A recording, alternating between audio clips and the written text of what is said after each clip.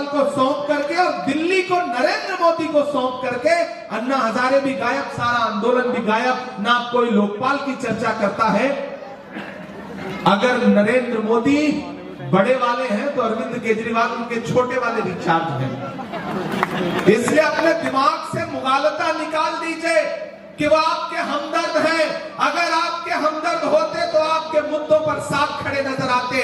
यहां मेरी माएं बहनें बैठी हैं, याद करो गुजरात में जब बिल्किस के बलात्कार करने वालों को भाजपा की सरकार ने रिहा किया और मीडिया के साथियों ने दिल्ली के उप मुख्यमंत्री मनीष सिसोदिया से पूछा कि बिल्किस के बलात्कारियों पर कुछ बोलिएगा, तो उन्होंने माइक ऐसे सामने से हटा के कहा कि छोड़िए, ऐसे सवाल मत पूछिए, मुझे बताओ कि जब कोरोना के समय में इसी दिल्ली में मुख्यमंत्री के यहां से जो नोटिफिकेशन जारी होता था, जो बुलेटिन जारी होता था, उसमें मरकज दिल्ली के लिए अलग से जो बदनाम करने की कोशिशें की गई हैं, उसको माफ करने लायक नहीं है। मैं आपके जमीर को झकझोर के ये बात कह रहा हूं।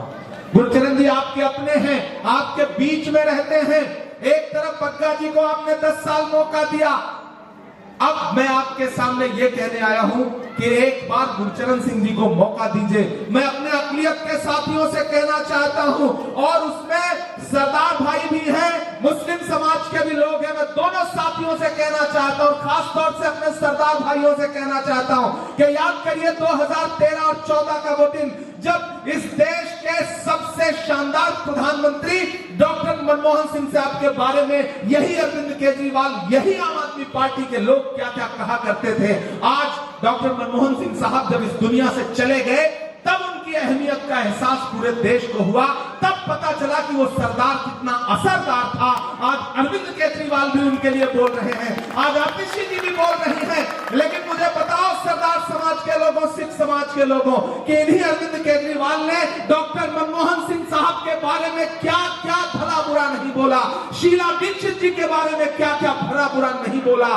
तो आज तो आपके जमीर को मैं झकझोरते हुए कहता हूं कि अगर डॉक्टर मनमोहन सिंह साहब की नेकी और उनकी भलाई का जरा भी एहसास है तो इस चुनाव में खड़े हो जाइए गुरचरण सिंह के साथ। एक भी वोट अगर आपने आम आदमी पार्टी को दिया तो ऊपर बैठी हुई शीला दीक्षित जी की रूह और डॉक्टर मनमोहन सिंह साहब की रूह को तकलीफ होगी। ये बात मैं आपसे कहना चाहता हूं।